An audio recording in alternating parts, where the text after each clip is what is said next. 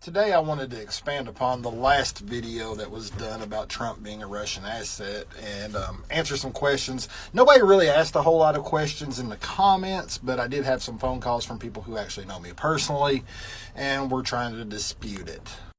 Well, if you remember, when Trump got back from Moscow, he issued this letter to 3 major newspapers and paid almost $100,000 to get the ads ran with this letter. I'll go ahead and blow it up so you can look at it again. Pause to read. Now, shortly after those ads were placed in those 3 major newspapers, General Lev Shatskov from Service A of the First Service Director of the KGB sent out a circular cable to all KGB stations in the United States. Now, the cable was basically an idea to show examples of recruitment and analytical work, to give examples. And one example was given was, the example is, quote, a successful active measure operation by which full-page ads voicing KGB talking points were printed in major American newspapers.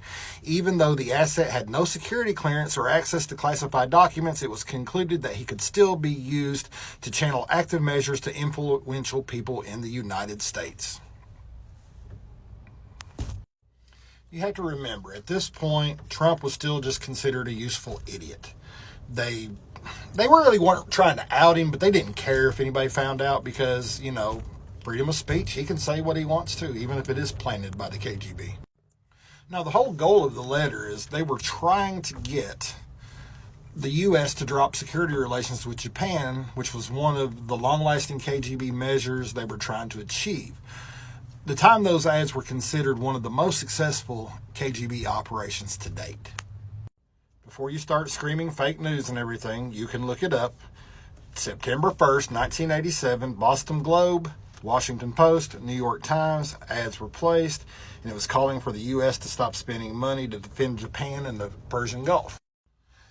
While Trump was in Moscow and afterwards, the handlers, they were always feeding him, hey, you should run for president. You know more about nuclear weapons than anybody. And what does he always say? I know more about that than anybody. He was used. He was used.